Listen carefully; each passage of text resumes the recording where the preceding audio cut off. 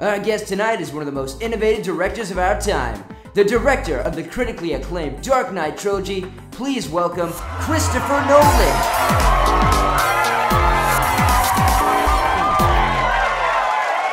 Thanks for coming tonight, Chris. It's good to have you.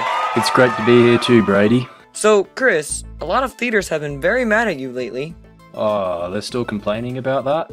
Yes, they're pretty angry about you shooting Interstellar on old school film.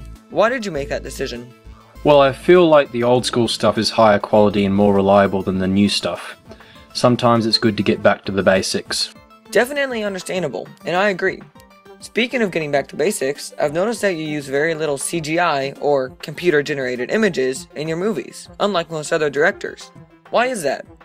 I've just always preferred using practical effects. I think it makes it more realistic and quite honestly better looking. So Chris, what a lot of people don't realize is that Batman isn't the only superhero movie you've helped with. Yes, I actually pitched the new Superman movie Man of Steel to Warner Brothers. And then you suggested Zack Snyder to direct it. Why was that? I had really liked his work in 300 and Watchmen, and particularly his ability to show superheroes as real people. Which he did pretty well in Man of Steel. Yes, I thought so. So Chris, I've heard that you don't have a cell phone. Lots of people find that very hard to believe. I didn't think it was true at first. Why did you never get a cell phone? It's not that I hate technology or anything, I've just never been interested. When I moved to LA, nobody had a cell phone and I just never got one. Interesting.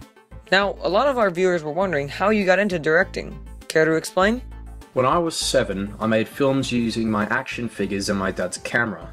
By the time I was 11, I knew that I wanted to be a director. At first, they were failures and rejections, but I finally had my success with my film Following, which was shot with a bunch of my friends. Then, my career went up from there. Alright, well, thank you for your time, Chris. A very creative and original director, ladies and gentlemen, Christopher Nolan!